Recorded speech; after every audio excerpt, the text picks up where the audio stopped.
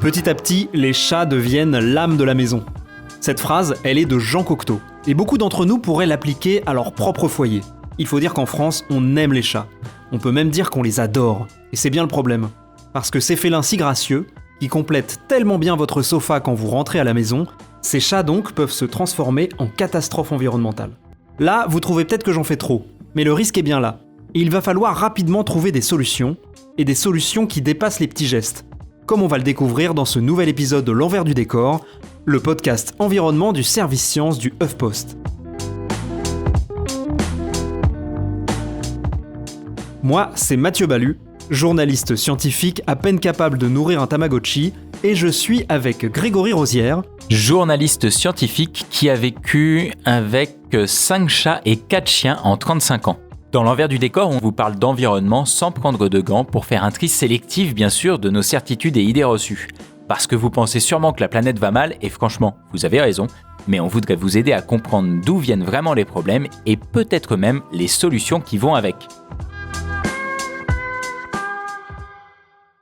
Greg. Oui.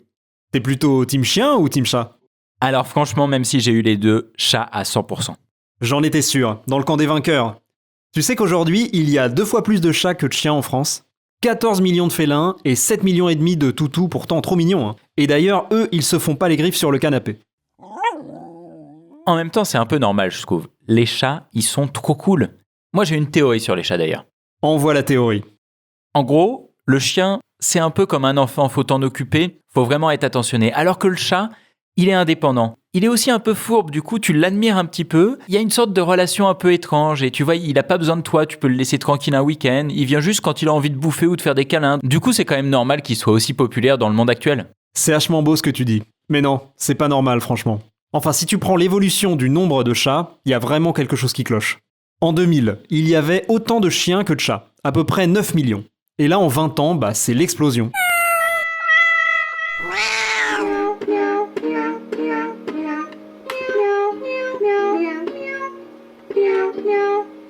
En même temps, la croissance de la population se fait essentiellement dans les grandes villes, dans les métropoles. Quitte à avoir un animal de compagnie dans un petit appart, vaut quand même mieux avoir un chat qu'un chien, non ? Même si, attention, moi perso, je pense qu'un chat, il doit pouvoir sortir pour être heureux. Désolé. Aucun doute, et je suis sûr que t'as raison. Mais cet engouement pour les chats, il accentue un vrai problème dont on a du mal à discuter de peur de passer pour un monstre en fait.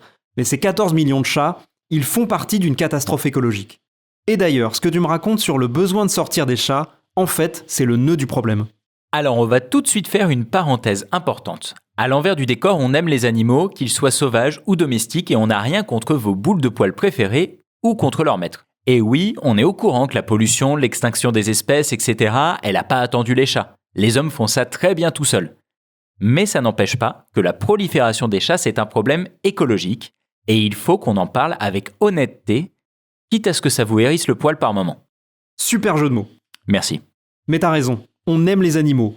Et on aime par exemple les oiseaux, qui sont les principales victimes des chats. Des chats qui par instinct les chassent sans merci. Tiens, pour une fois, c'est moi qui vais te faire un quiz. Enfin, si tu te sens le courage de participer.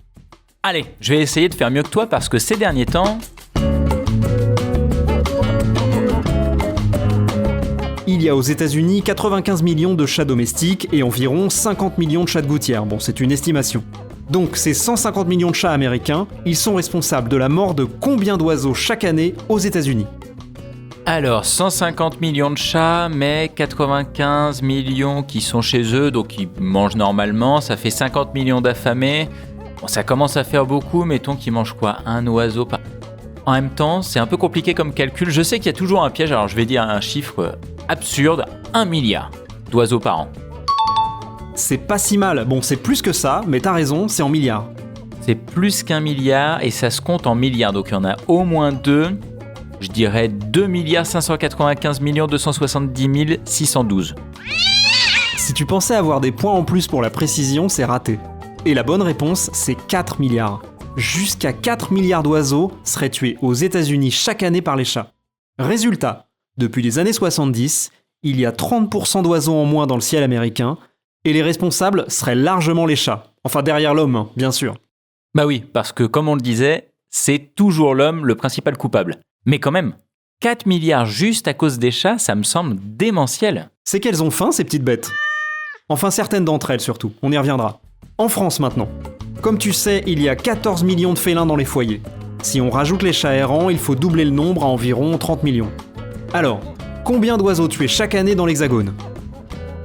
Donc 4 milliards pour 150 millions de chats aux États-Unis. En France, on a 30 millions de chats, donc ça nous fait... Oh, j'ai un peu la flemme de calculer. Est-ce que moins d'1 milliard, ça te va comme réponse ? Ouais, accordé. D'autant plus que, pour être tout à fait honnête, j'avais pas d'estimation officielle, c'était un peu au doigt mouillé. J'avais calculé moi-même entre 800 et 900 millions. Quand même. C'est quand même un peu plus précis quand c'est moi le présentateur, non ? C'est mon quiz, je fais ce que je veux. Dernière question. Entre 2000 et 2015, la mortalité des oiseaux de jardin, du genre moineaux et rossignols, elle a augmenté dans quelle proportion à cause des chats en France ? Alors, la mortalité des oiseaux de jardin, on est passé de 9 millions à 14 millions de chats, donc je dirais une augmentation de 50% de la mortalité ? Oh là là, il est très très très fort. Mais attends, là c'est un vrai chiffre ou c'est encore une estimation que t'as fait un calcul en croix ? Non, c'est un vrai chiffre. Merci. D'accord. Mais attends, j'ai quand même du mal à m'en représenter comment nos chats peuvent être de telles terreurs. D'accord, le mien parfois il me rapporte des proies. C'est jamais agréable d'ailleurs, tu sais, il est là à jouer avec, à l'envoyer devant toi, il est super content alors que t'as juste envie de lui dire « Non mais va-t'en avec ton oiseau mort !» Bref. En tout cas, avec tes chiffres, on dirait vraiment qu'il passe la journée à déchiqueter des oisillons. Et franchement, c'est pas le cas. Je le sais. Je te dis pas que ce sont des machines à tuer, mais juste des prédateurs. Le problème, c'est que là-dedans, on compte tous les chats. En moyenne, un chat domestique, donc bien nourri, il n'a pas à chasser pour se nourrir. Donc, il tue en moyenne 27 proies par an. Ah oui, voilà, là ça me semble raisonnable. Alors que les chats de gouttière, ceux qui vivent dans la rue, ils ont pas de croquettes. Bah, tu sais, il y a ma voisine, elle leur donne souvent des croquettes et du lait, hein. Ok, disons qu'ils ont pas tous les jours des croquettes, ou en tout cas pas assez. Donc, ils doivent parfois chasser pour se nourrir. Là, on passe à 273 proies par an, c'est quand même 10 fois plus. Ah ouais, ça commence à chiffrer là. C'est pas mal, hein, mais il y a bien pire. Bien pire que les chats de gouttière ? Ouais. Les lynx de gouttière ? Non. Les tigres de gouttière ? Non. Les vélociraptors de gouttière ? Non, on va pas y arriver du tout là. Les chats arrêts avec un H. Ce sont les chats domestiques qu'on a abandonnés et qui sont entièrement retournés à la vie sauvage, dans la nature. Eux, leur appétit, c'est autre chose, hein. Vraiment. Ils tournent à 1071 proies par an et par animal en moyenne. 1071 ? C'est démentiel. Et c'est ultra précis aussi. Comment t'expliques une telle différence ? En fait, un chat de gouttière, c'est un chat qui reste dans la ville, au contact des hommes et qui mange ce qui traîne. Un chat arrêt, il est retourné à l'état sauvage parce qu'il est bon chasseur. Le bon chasseur, c'est un gars, il a un fusil, il voit un truc qui bouge, il tire, mais... Donc il chasse dans les forêts, dans les campagnes, et il se nourrit exclusivement comme ça. Bah c'est pour la même chose quoi, bon, il y a le bon chasseur puis il y a le mauvais chasseur. Hein. Résultat, entre les chats de gouttière qui chassent un peu et les chats arrêts qui chassent énormément, on arrive vite au milliard. Une étude de 2016 estime d'ailleurs que les félins sont responsables de l'extinction de 63 espèces à travers le monde. Le bon chasseur, il voit un truc.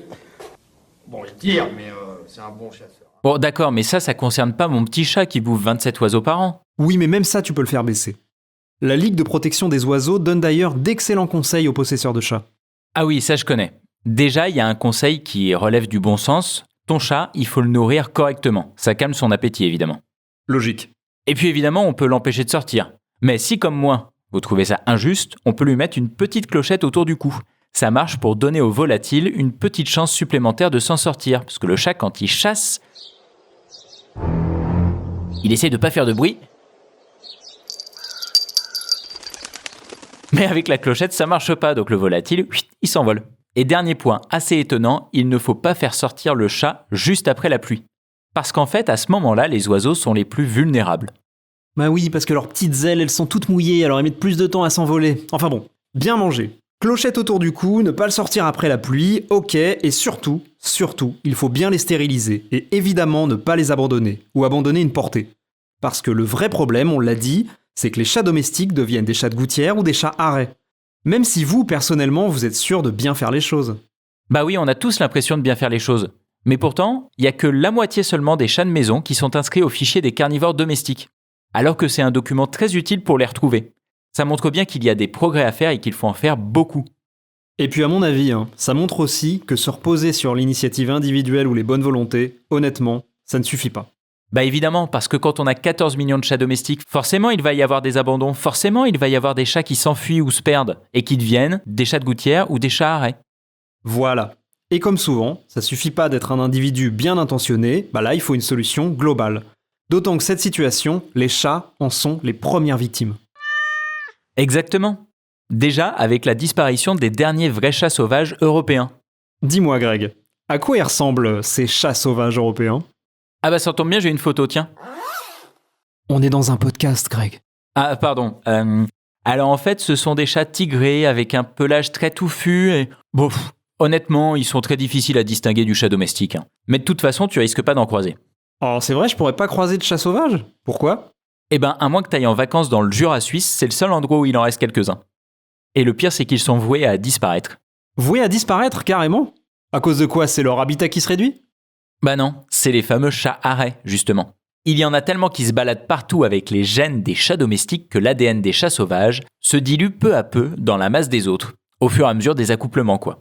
D'après une étude parue en avril 2020, d'ici 2 siècles, les chats sauvages européens auront disparu. Ah ouais, donc à cause de leur nombre, les chats ne sont pas seulement nuisibles pour les petits mammifères, mais aussi pour leur propre diversité. Et ça, c'est l'illustration d'un problème qui dépasse largement les félins. Depuis toujours, on introduit des animaux dans des écosystèmes et on bouleverse complètement la faune locale. Et des exemples comme ça, on en a partout autour de nous. Dans le sud de la France, par exemple, on lutte depuis plusieurs années contre la grenouille taureau, tu sais, cette espèce invasive qui est venue de Floride et qui bouffe nos rainettes. Du coup, pour s'en débarrasser, on leur tire littéralement dessus à coups de fusil. Je vous recommande l'article paru dans Charlie Hebdo qu'on va mettre dans les sources. Bien sûr, on voit ça partout sur la planète. À chaque fois, ce sont des animaux qui viennent d'ailleurs et qui n'ont pas de prédateurs naturels.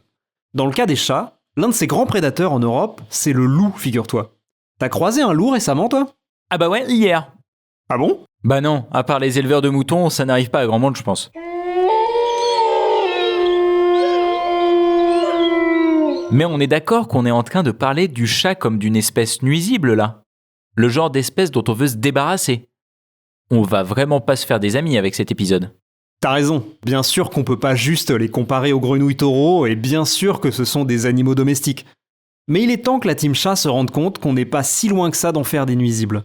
Et comme on l'a vu, pour de très bonnes raisons environnementales. Et justement, tu sais quoi ? Un député a déposé un amendement début octobre pour permettre de classer les chats dans la catégorie des nuisibles. La parole est à monsieur François-Michel Lambert au nom du groupe Liberté et Territoire. Pour que vous compreniez bien, un député écolo Merci Madame la Présidente. Qui a déposé un amendement qui, concrètement, aurait eu pour effet qu'on puisse, dans certains cas, les tirer au fusil, les chats. Madame la Ministre. Comme les grenouilles taureaux, quoi. Mes chers collègues. Exactement. Bon, l'amendement, il a été repoussé, il a même été jugé irrecevable. Mais c'est pas comme s'il était le seul à se demander s'il ne faudrait pas, contrôler plus énergiquement la pollution due aux chats, pour le bien des autres espèces. C'était un communiqué du CCC, le Comité contre les chats. Et là, vous avez probablement encore du mal à croire qu'un élu ait pu proposer sérieusement qu'on tire sur les chats. Alors si tu veux bien Greg, on va revenir dans les années 80. Mes chers compatriotes, Peugeot 505, la révélation. La vache, ça a changé la France. Mais pourquoi on est là au fait ? Eh bah dis-toi que jusqu'en 1987, c'était légal de tirer au fusil sur un chat errant. En fait, les chats faisaient partie de la liste des bêtes dites chassables. Et finalement, donc en 78, on les a protégés au nom de la défense des animaux. À l'époque où adopter un chat pour les citadins, justement c'était la nouvelle mode. D'accord, donc dans la France de Mitterrand, on s'est mis à protéger les chats. Voilà, et ce qui peut sembler paradoxal, c'est qu'aujourd'hui le député écologiste propose de renverser cette loi au nom de l'environnement et du bien-être animal. D'ailleurs, ce fameux amendement qui a valu aux députés de passer un sale quart d'heure, il venait s'ajouter à un texte de loi. Devine lequel ? Celui sur la transition écologique ? Merci.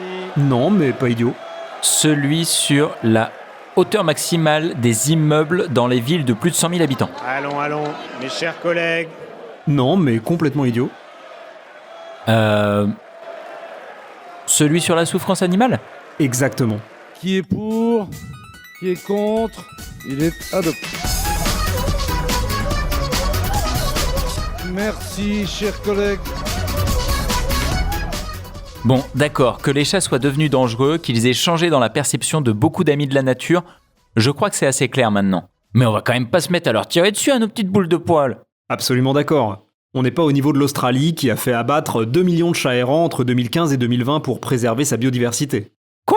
L'Australie, il faudrait qu'on fasse un podcast dessus, honnêtement, c'est n'importe quoi. Mais peut-être qu'entre les seules bonnes volontés individuelles et inverser des lois d'il y a plus de 30 ans, il y a des choses à faire. Bah je pense aussi. Certains cherchent des mesures à mi-chemin pour permettre aux chats et à l'environnement de cohabiter. Comme ces 2 avocats néerlandais qui ont proposé très récemment d'obliger les propriétaires de chats à les garder à l'intérieur. Je t'avoue que personnellement, ça me fait très mal cette proposition, mais je comprends la logique.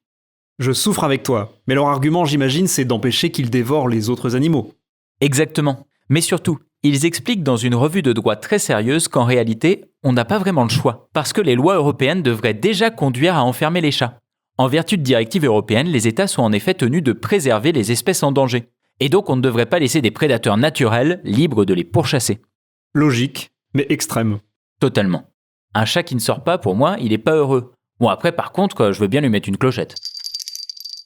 Je me doute que ça peut sembler dingue à beaucoup de gens qui nous écoutent. Mais au moins c'est la recherche d'une forme de compromis. Et en même temps, ça montre bien l'enjeu. Si on veut commencer à s'occuper sérieusement de notre écosystème, il y a des choix à faire qui seront difficiles. Et qui vont au-delà de l'achat d'une clochette.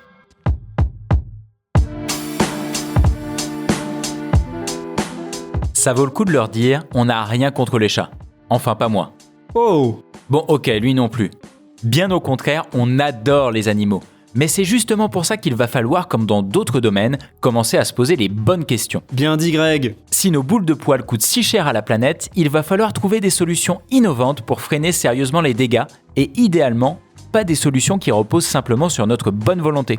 Alors pour l'instant, on n'a pas vraiment trouvé. Mais par contre, on sait ce qui va arriver si on ne trouve pas bientôt. Les chats vont finir par être considérés comme ce qu'ils sont déjà en fait, c'est-à-dire une espèce invasive et dangereuse pour son environnement. Il faut que les amis des chats se penchent sur le problème avant que d'autres ne prennent des décisions pour eux. Et à coup de fusil. Perso, je suis team clochette et stérilisation après cet épisode. On vous laisse maintenant faire des papouilles à votre félin ou lancer son jouet à votre toutou. N'hésitez pas à partager ce podcast à vos amis amateurs de dalmatiens comme à ceux qui préfèrent les lapins nains, en plus ça rime. Si cet épisode vous a plu, abonnez-vous sur votre appli de podcast préféré et laissez-nous un commentaire, c'est gratuit et ça nous fait chaud au cœur. Vous pouvez aussi en discuter sur les réseaux sociaux, le hashtag c'est LDD. À la prochaine!